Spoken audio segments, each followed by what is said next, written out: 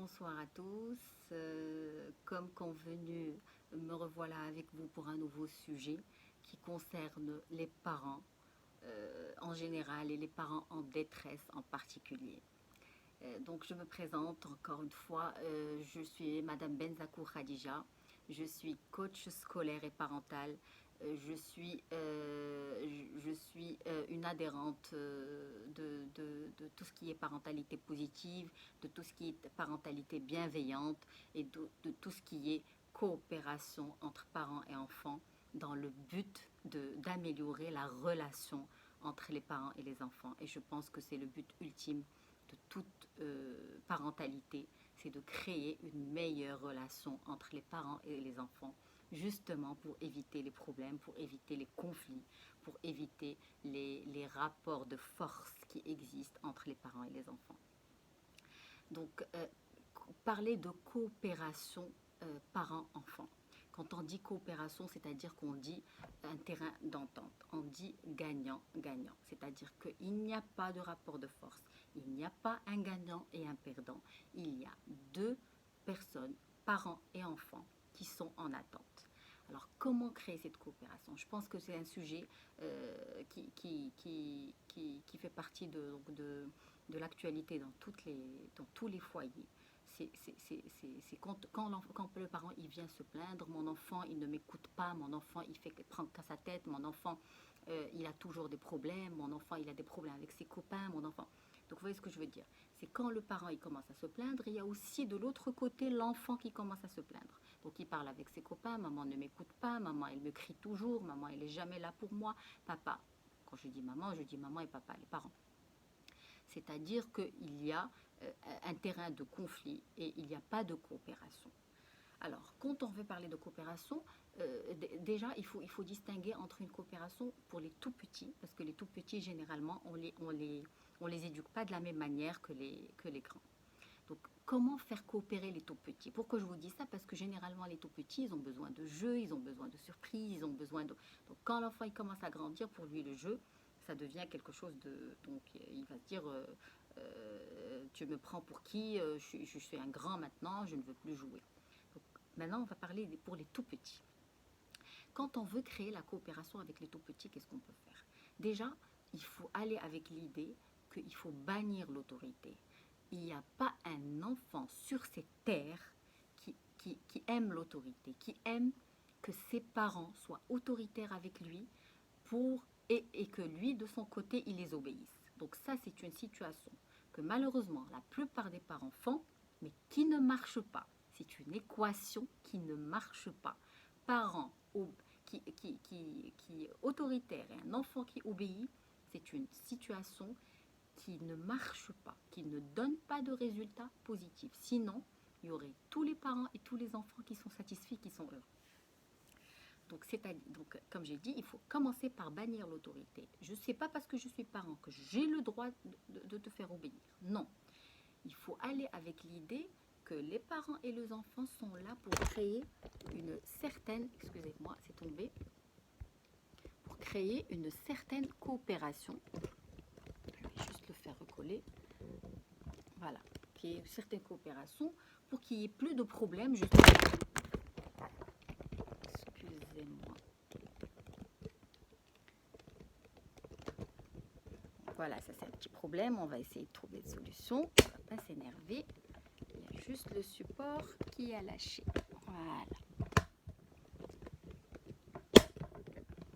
Je pense que c'est bon. On va essayer de faire coopérer un peu ce téléphone. Donc, voilà. J'espère qu'il ne va plus relâcher. Donc, comme je vous ai dit, avec les tout petits, on utilise plus le jeu. C'est-à-dire, je vous donne un exemple. Par exemple, quand un parent veut que son petit, alors quand je dis petit, je dis entre 18 mois et généralement jusqu'à 4 ans, 5 ans. Quand un parent il veut faire coopérer son enfant pour aller prendre un bain, généralement, qu'est-ce qu'on fait? Soit on va lui dire, viens prendre ton bain, sinon tu n'auras pas ton dessert. Et ça, bien sûr, on a dit ça ne marche pas parce que ça rentre dans l'autorité. Soit on va utiliser une autre manière pour le faire coopérer. Et c'est ça le but de la conférence d'aujourd'hui. Donc, qu'est-ce qu'on peut lui dire? viens, par exemple, je vais te mettre tes jeux préférés dans le bain et on va jouer avec. Donc, on crée chez lui l'effet de surprise, on crée chez lui l'effet de jeu, on l'incite, on le motive à venir prendre le bain. Donc, ça, c'est la première chose qu'on peut faire avec les tout petits. C'est très important avec les tout petits. Quand l'enfant ne sent pas, le premier rôle de l'enfant, ce qu'il ne faut pas oublier, c'est le jeu. Donc quand l'enfant, surtout le tout petit, ne sent pas que quand il va faire quelque chose, il va jouer, pour lui, il n'y a pas d'intérêt. Ça ne va pas être intéressant pour lui. Donc si on lui propose pas quelque chose où il y a un jeu, où il y a une animation, où il y a un amusement, l'enfant n'aura pas envie de le faire. Et ce n'est que comme ça qu'on peut créer de la coopération avec les tout petits. On leur montre aussi qu'on s'intéresse à leurs activités. Donc viens, je vais prendre le bain, on va s'amuser, on va rigoler, on va mettre ta chanson préférée, on va jouer avec tes jeux préférés. Donc déjà, le faire venir, et après, on peut laisser l'enfant 5, 10, 15 minutes, donc il peut jouer tout seul en attendant que nous, on fasse autre chose. Vous voyez ce que je veux dire? Donc créer toujours l'effet de l'amusement et l'effet du jeu pour les tout petits. Qu'est-ce qu'on peut faire aussi avec les tout petits? C'est qu'il faut bien sûr rester patient. C'est pas évident. C'est pas parce que quand on va dire à un petit viens prendre ton bain qu'il va nous dire tout de suite oui d'accord maman je veux. Ce n'est pas possible parce qu'un enfant déjà ça dépend qu'est-ce qu'il faisait avant. Donc s'il était en train de faire son dessin préféré, s'il était en train de regarder son dessin animé préféré, c'est difficile de lui faire changer d'activité facilement. Parce que l'enfant de nature, qu'est-ce qu'il fait? Il vit le moment présent, contrairement aux adultes. Donc quand un enfant il est en train de regarder son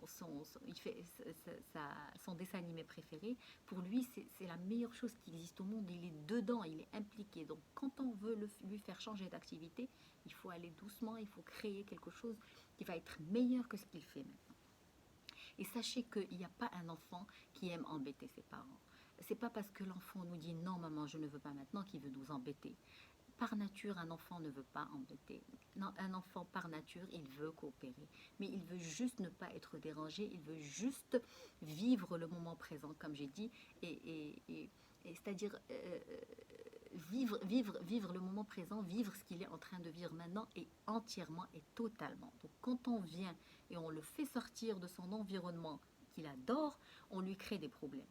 Donc essayez toujours de respecter l'environnement où était l'enfant. On peut aussi lui faire des choix.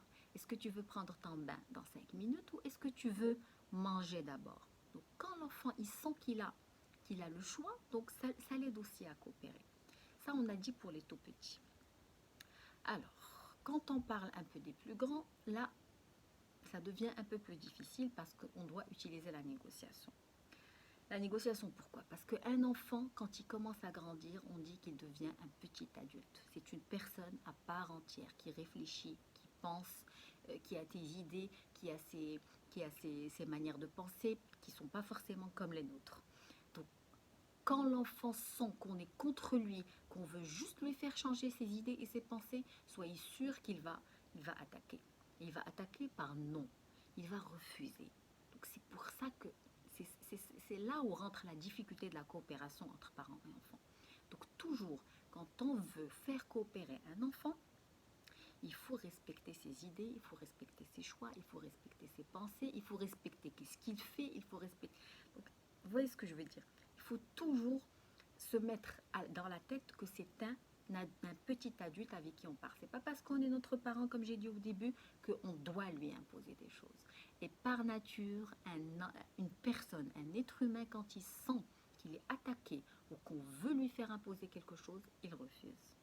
Donc c'est ce qui crée, c'est ça en fait le mot-clé de tout ça, c'est que l'enfant n'aime pas obéir. Et l'être humain en général n'aime pas se soumettre plutôt, n'aime pas obéir. Donc il aime coopérer, il aime créer des terrains d'entente, même si c'est son parent.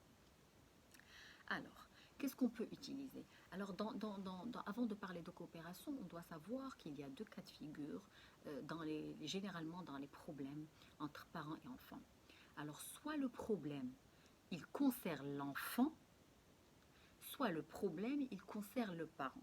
Je vous explique.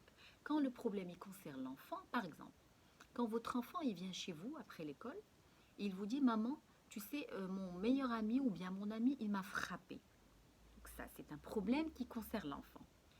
Par exemple, quand votre enfant laisse la lumière de sa chambre allumée tous les soirs. Et tous les soirs, vous lui demandez de l'éteindre, il ne le fait pas.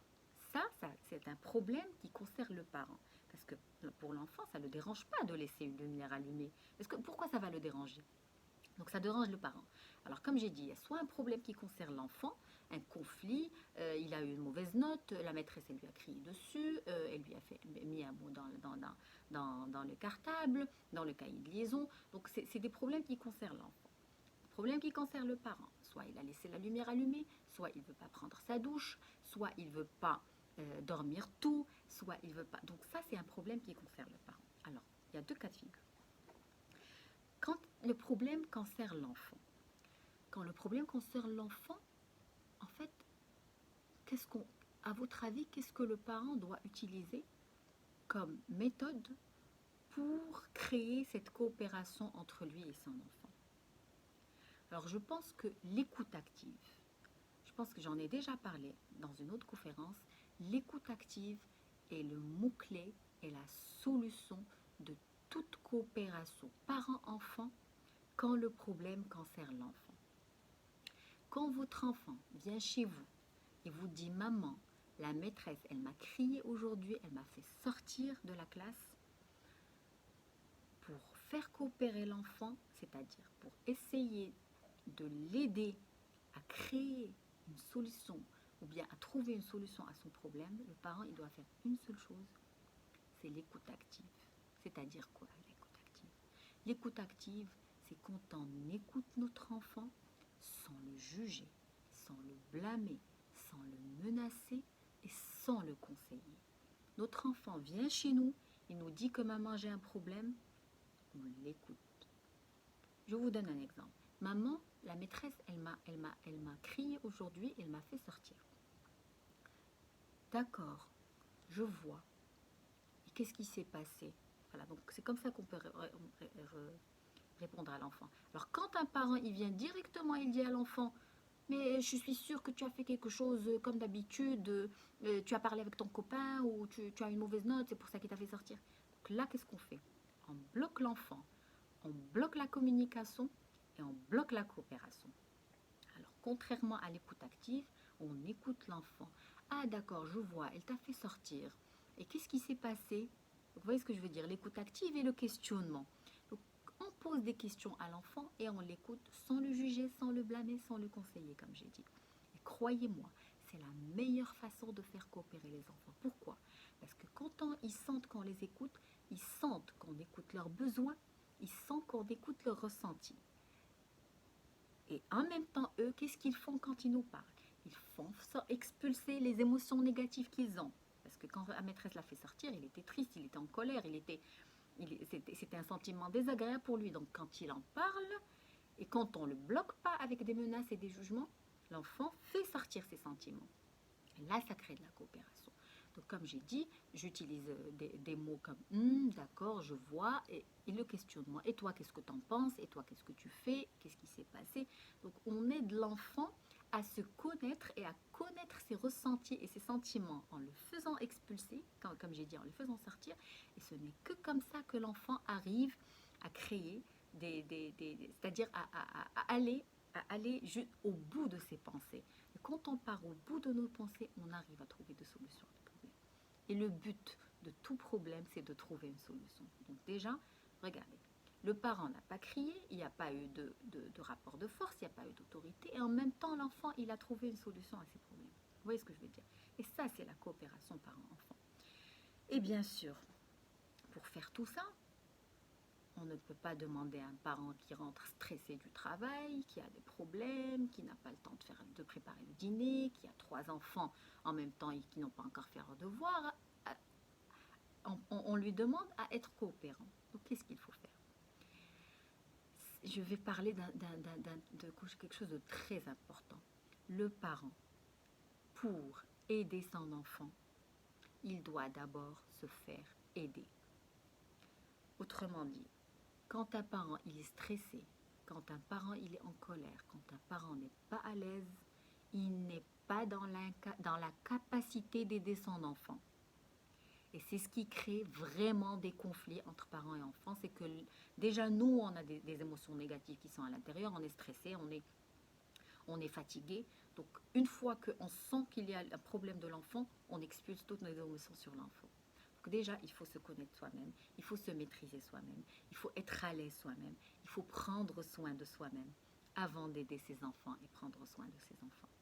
Donc je pense que grosso modo, c'est quelque chose de très important là, ce que je suis en train de vous dire. Prenez soin de vous, soyez moins fatigué, soyez moins stressé avant d'aider vos enfants parce que ça va créer des problèmes. Parce que vous êtes en train de faire sortir toutes vos émotions négatives sur vos enfants. Donc ça, c'est, comme j'ai dit, quand le problème, il est lié à l'enfant. Alors, comme j'ai dit, soit on peut utiliser l'écoute active, le questionnement aussi, on pose beaucoup de questions à l'enfant pour le pousser à réfléchir, soit le silence. Des fois, quand on ne répond pas à l'enfant, aussi on le pousse à aller jusqu'au bout de ses pensées. Et ça l'aide. Si on n'a rien à dire, au lieu de dire des choses qui vont embêter l'enfant et nous embêter, on préfère le silence. On préfère avec des mots, d'accord, ok, je vois. Donc, sans juger, sans blâmer toujours, sans donner de conseils. On peut utiliser les compliments. Oui, tu es un enfant gentil, donc tu sauras comment trouver une solution. On pousse l'enfant aussi à utiliser un langage positif avec lui-même.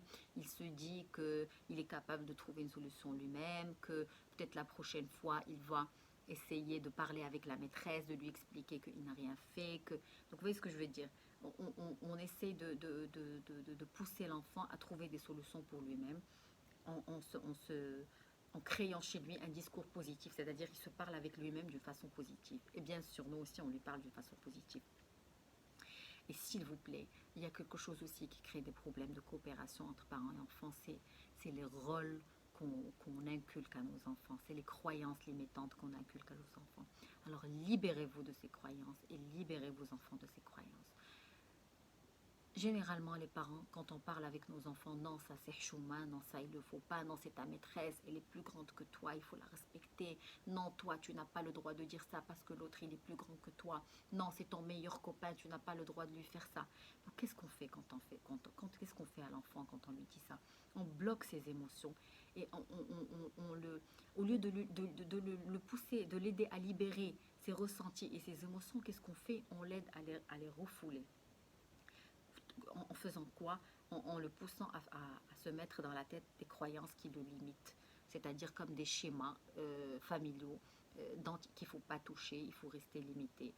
Non, c'est la famille, il ne faut pas le toucher. Non, c'est ton grand frère, il ne faut pas le frapper. Non, c'est ton petit frère, il ne faut pas le frapper. Qu'est-ce qu'on fait là? On bloque l'enfant dans des schémas et dans des rôles familiaux qui malheureusement ne l'aident pas à faire ressortir qu'est-ce qu'il a et ne l'aident pas à trouver de solutions à ses problèmes. Donc, c'est comme si on le met dans un cadre où il ne peut plus sortir, un cadre familial où il ne peut plus sortir. Alors, on a parlé du problème lié à l'enfant, maintenant on va parler du problème lié aux parents. Comme j'ai dit tout à l'heure, quand le problème est lié aux parents, la première chose à quoi pense un parent, c'est de se faire obéir. C'est d'appliquer l'autorité sur ses enfants. Et une fois qu'on parle d'obéissance, une fois qu'on parle d'autorité, il n'y a plus lieu à la coopération. On ne peut plus parler de la coopération parent-enfant. Comme j'ai dit tout à l'heure, quand vous venez avec l'idée de faire obéir vos enfants, ça ne va pas marcher. Donc déjà, bannir cette idée avant de commencer à coopérer avec vos enfants. Donc quand le problème est lié aux parents, c'est-à-dire que le besoin du parent est insatisfait, comme il a un enfant qui a laissé la lumière allumée, un enfant qui ne voulait pas prendre son bain, un enfant qui ne voulait pas prendre sa douche, un enfant qui ne veut pas faire ses devoirs, un enfant qui ne veut pas dormir. Donc ça, c'est des problèmes qui touchent le parent. Et dans ce cas, qu'est-ce qu'on peut faire? En fait, qu'est-ce que fait d'abord le parent dans ce cas? Quand il vient avec l'idée de se faire obéir, pour moi, c'est un parent qui dresse son enfant. Ça veut dire quoi un parent qui dresse son enfant? Ça veut dire, il y a deux choses. Soit tu m'obéis et tout va bien et tu auras ce que tu veux, soit tu ne m'obéis pas et tu te soumets à ce que je te demande. Si tu ne fais pas ça, tu es puni. Donc le système de punition et le système de récompense. Quand il y a ça entre les parents et les enfants, plus de coopération. C'est de l'obéissance, c'est de la soumission. Et ça donne des enfants qui sont obéissants, ça donne des enfants qui sont soumis. Et malheureusement, les dangers, c'est que ça donne des adolescents qui sont déséquilibrés, des adolescents révoltés. Alors c'est pour ça que les parents, quand leur enfant il est en âge d'adolescence, on dit qu'il s'est révolté. C'est normal parce que depuis qu'il était petit, ses besoins sont refoulés. Il ne s'est jamais senti écouté, il ne s'est jamais senti compris. Donc un adolescent, il se sent plus fort, il se révolte. Donc il veut être contre ses parents. Donc quand on applique le système de soumission dès la jeune enfance, ça donne un adolescent qui est révolté. Donc faites le lien entre ça et ça, c'est très important. Alors, il y a aussi autre chose. Donc soit les parents, ils utilisent le système de punition et de récompense, soit les parents, ils ne savent pas faire autre chose à part ça. Moi, j'ai été éduquée par mes parents, je me suis fait obéir, j'ai obéi à mes parents, j'ai été soumis aux ordres de mes parents. J'ai été victime de l'autorité de mes parents. Donc je ne sais pas quoi faire, je ne sais pas quoi faire d'autre. Quand c'est la seule chose que les parents font, c'est l'autorité. Et comme j'ai dit, ça crée toujours des problèmes entre parents et enfants. Donc voilà, grosso modo, donc c'est quand le problème est lié aux parents. C'est-à-dire, ils appliquent le système d'autorité, le système d'obéissance. Là, c'est juste pour comprendre les deux, comme je vous ai dit, les cas de figure qu'il y a dans les problèmes entre parents et enfants. Soit le problème est lié à l'enfant, soit le problème est lié aux parents. C'est quoi la solution? Donc là, on a parlé de problème, mais il faut parler de solution aussi. Alors la solution, c'est créer des solutions, c'est trouver des solutions. Quand il y a un problème entre parents et enfants, l'état d'esprit avec lequel il faut parler avec l'enfant, c'est dans le but de trouver des solutions. C'est dans le but de la résolution des problèmes. Je ne veux pas te parler pour te faire obéir. Je ne veux pas te parler pour que tu sois soumis. Je veux te parler pour trouver des solutions à nos problèmes. Soit mes problèmes à moi et mes besoins qui sont insatisfaits à moi en tant que parent, soit pour les problèmes des enfants et les besoins qui sont insatisfaits des enfants. Donc, focalisez-vous sur les solutions, sur comment trouver des solutions aux problèmes. Et je pense que quand on vient avec l'idée de trouver des solutions, c'est déjà la solution en elle-même. C'est qu'on est prêt à trouver des solutions, c'est qu'on est prêt à résoudre le problème. C'est qu'on est prêt à coopérer, à faire coopérer nos enfants et à coopérer avec nos enfants. Alors, donc, et des fois, je ne vous dis pas que pour chaque problème, on peut trouver des solutions avec les enfants. Alors, quand on n'arrive pas à trouver des solutions avec l'enfant, on peut faire autre chose. On peut changer l'environnement de l'enfant. Vous voyez ce que je veux dire? Je vous donne un exemple. Par exemple, un enfant qui a toujours des problèmes, qui se plaint toujours de faire ses devoirs à la maison et qui se plaint toujours du bruit. Il a par exemple un petit frère qui toujours le dérange. Maman, je n'arrive pas à travailler alors que mon petit frère fait beaucoup de bruit. Dans ce cas, est-ce que le parent il peut prendre le petit et le mettre à l'extérieur pour que le grand fasse ses devoirs? Donc là, c'est très difficile de faire changer, de trouver des solutions à un problème. Quand on ne peut plus et quand on est bloqué, on peut changer l'environnement. Donc qu'est-ce qu'on peut faire dans ce cas? Soit on peut ramener notre enfant dans un endroit, c'est-à-dire avant qu'il rentre à la maison pour faire ses devoirs, soutien scolaire, ou bien qui travaille à l'école pendant une demi-heure, pendant le temps de garde, ou bien... Donc qu'est-ce qu'on fait? On change l'environnement de l'enfant si on ne peut pas trouver une solution. Vous voyez ce que je veux dire? Je vous ai donné juste un exemple.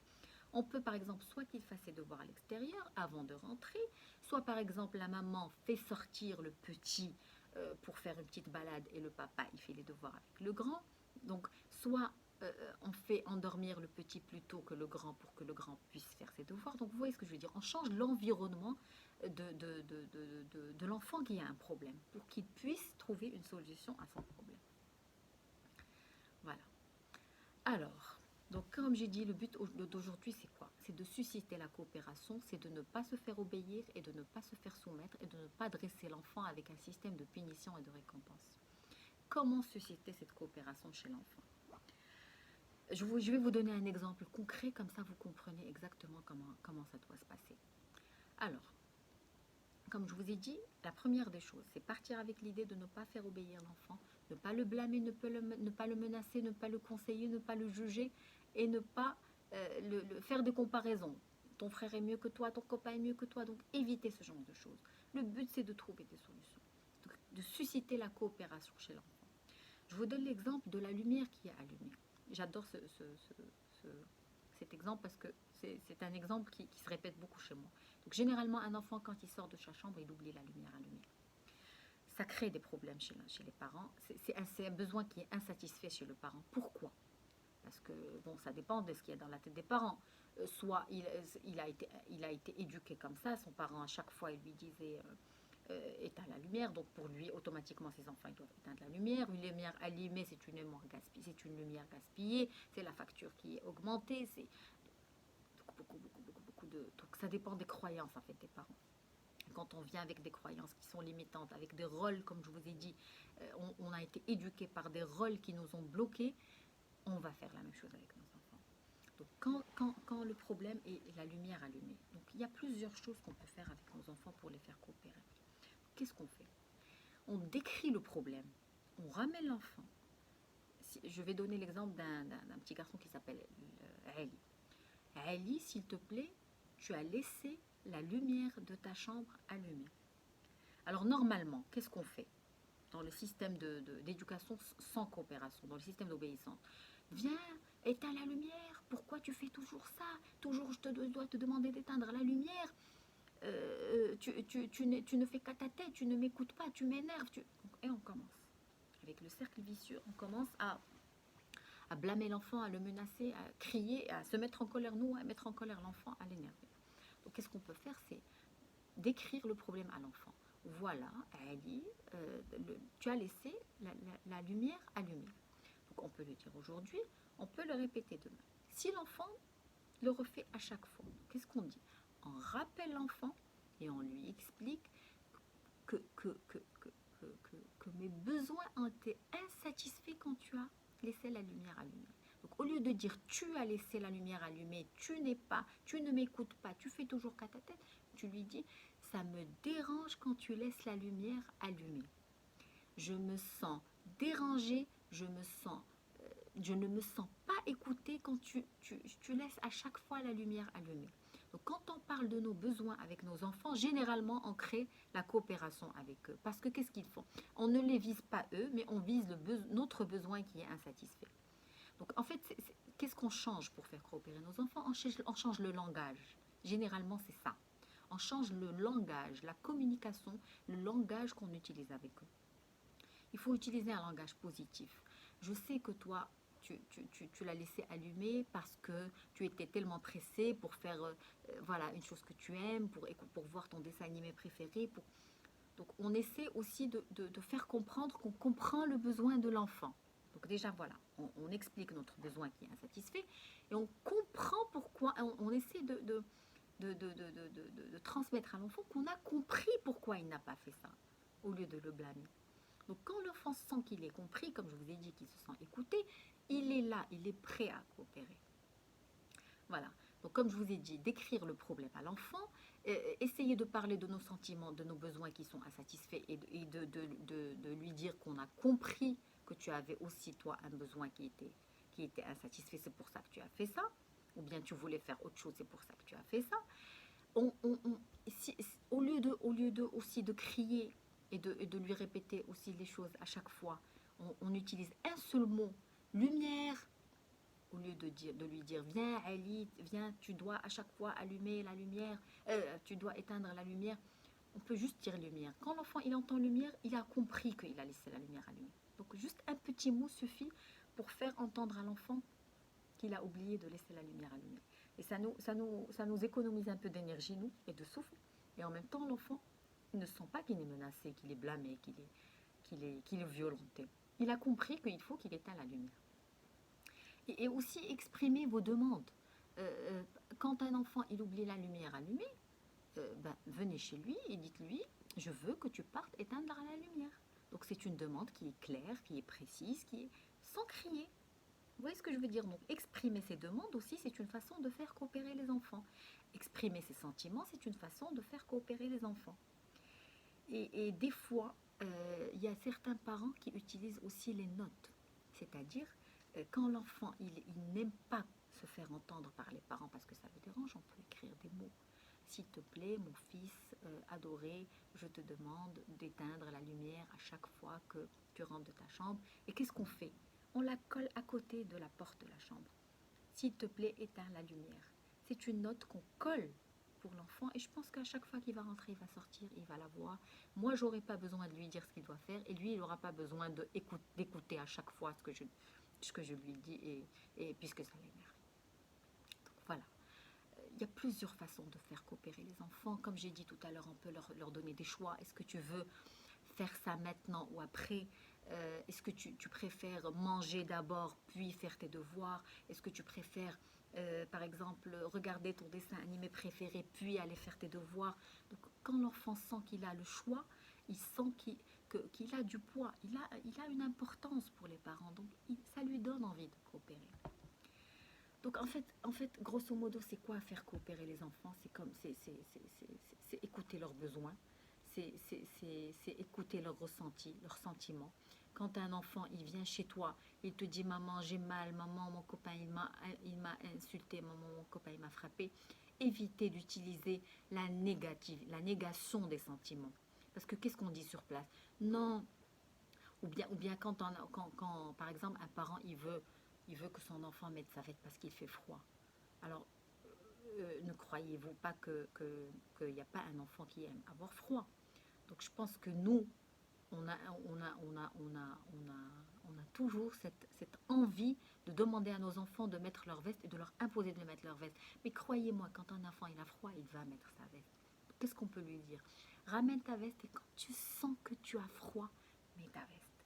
Qu'est-ce qu'on fait là? On le responsabilise, on lui donne de l'importance, on lui donne un certain poids sur lui, sur ses pensées, sur ses réflexions, sur ses ressentis. C'est lui qui a froid, c'est lui qui doit avoir l'envie de mettre sa veste.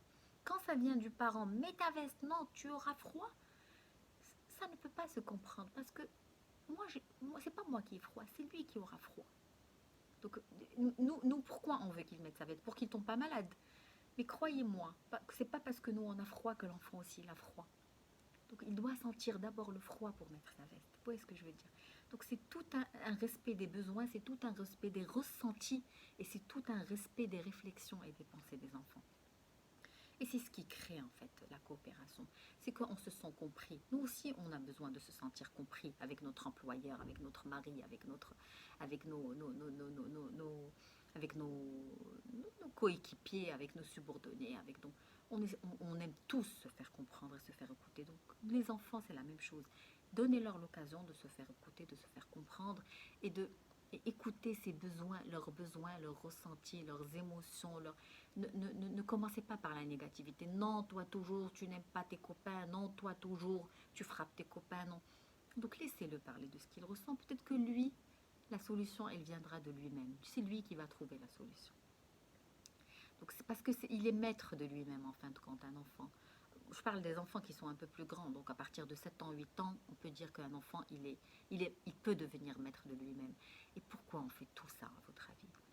C'est pour aller vers l'autonomie de l'enfant, c'est pour responsabiliser l'enfant, c'est pour qu'il lui apprendre à devenir un adulte responsable demain, c'est pour lui apprendre à chaque fois qu'il y a un problème, il ne fait pas appel à maman et papa et aux copains, il fait appel à lui, à ce qu'il ressent, à ce qu'il aime, à ce qu'il veut faire, à ses objectifs. Il fait appel à lui pour devenir en fin de compte plus autonome.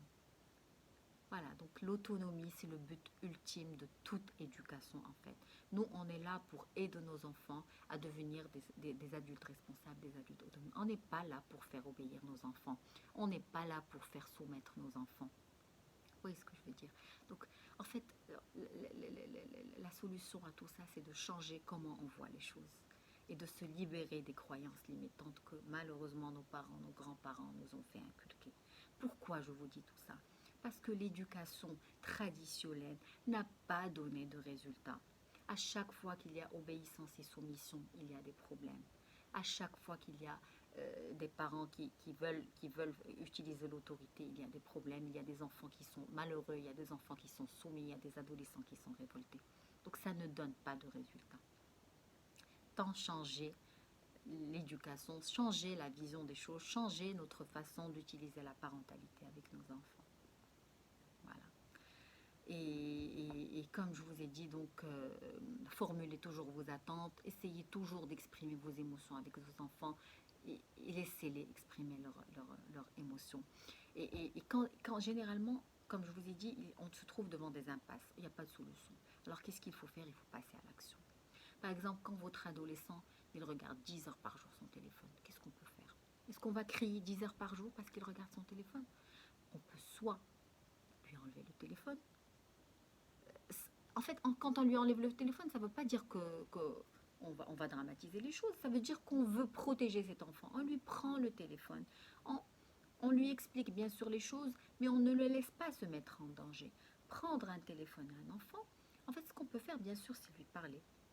C'est lui expliquer que le fait que je vais lui prendre le téléphone, c'est pour qu'il apprenne à faire autre chose à part le téléphone. C'est parce qu'il est addict, c'est parce qu'il il ne sait plus ce qu'il fait. Et moi, je suis responsable de lui, donc je vais l'aider en fait, à arrêter cette souffrance. Un enfant qui regarde 10 heures par jour le téléphone, c'est un enfant qui, pour moi, c'est un enfant qui n'a pas grand-chose à faire. C'est un enfant qui n'a pas d'objectif. C'est un enfant qui est en souffrance. C'est un enfant qui ne sait pas quoi faire. Donc, il préfère rester 10 heures devant le téléphone, devant ses jeux vidéo, pour oublier cette souffrance, pour combler ce vide qu'il a. Donc, essayez de créer des activités à vos enfants, de les aider à fixer des objectifs, de les aider à faire des rêves. Un enfant a besoin d'un rêve pour avancer, pour pouvoir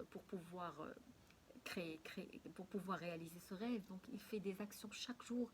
C'est-à-dire, s'il veut devenir un sportif, il fait du sport chaque jour. S'il veut devenir un chanteur, il chante chaque jour. S'il veut devenir un acteur, il fait des spectacles chaque jour. Donc quand l'enfant il a des rêves, il a des objectifs, tous les jours, il essaye de faire des actions pour arriver à ses buts et pour arriver à réaliser ses rêves. Donc c'est ça en fait la coopération parent-enfant. La vérité, on trouve des parents qui sont vraiment en détresse, qui croient que le problème est toujours chez leurs enfants, que ce sont les enfants qui ne les écoutent pas, ce sont les enfants qui... Pourquoi? Parce qu'ils veulent tout simplement se faire obéir. Et ces parents doivent comprendre que se faire obéir n'a jamais été la solution et leurs enfants ne vont jamais les obéir. S'ils les obéissent, c'est parce qu'ils ont peur. Est-ce que vous voulez vraiment que vos enfants aient peur? S'ils ont peur de vous, ils vont avoir peur de beaucoup d'autres personnes, de leurs profs, de leurs enfants, de leur employeur, de la vie. Ils vont avoir peur de tout. Au lieu de créer des solutions à leurs problèmes, ils vont avoir peur. Parce qu'ils trouvent des gens devant eux qui les font soumettre, qu'ils doivent obéir et qu'ils utilisent l'autorité avec eux. L'autorité n'a jamais été une solution. Poussez vos enfants à créer, à trouver des solutions à leurs problèmes. Et croyez-moi, ça va résoudre beaucoup de situations de conflit à l'intérieur des foyers, avec les parents et les enfants, et ça va améliorer la relation, comme je vous ai dit tout à l'heure avec les parents, avec les enfants. La chose en fait qu'on cherche le plus, c'est améliorer la relation, c'est d'avoir des enfants heureux, des parents heureux, et d'améliorer l'ambiance familiale. Et en conclusion, qu'est-ce que je peux vous dire? C'est que un enfant qui est malheureux, un enfant qui ne nous écoute pas, un enfant qui ne fait qu'à sa tête, ce n'est pas toujours la faute de l'enfant. Il faut se remettre en cause en tant que parent. Il faut savoir, moi, qu'est-ce que je fais avec mon enfant pour qu'il arrive à faire ça.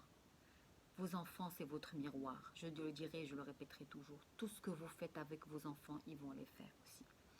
Si tu veux que ton enfant t'obéisse, il va être un enfant soumis. Si tu veux que ton enfant obéisse, il va faire qu'à sa tête. Il ne va jamais t'obéir. Et il y aura toujours des situations de conflit. Et il n'y aura jamais de coopération entre parents et enfants. Donc voilà, je pense que j'ai essayé de ne pas trop allonger cette conférence. Déjà, on est arrivé à 40 minutes.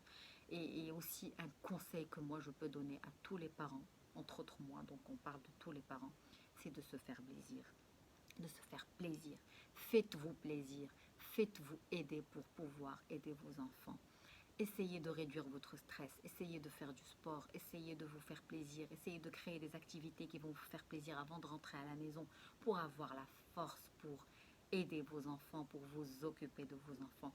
Essayez de vous connaître vous-même, la connaissance de soi. Qu'est-ce que j'aime, qu'est-ce que j'aime pas, pourquoi je me mets en colère, pourquoi je crie, pourquoi je fais ça, pourquoi j'aime être obéi.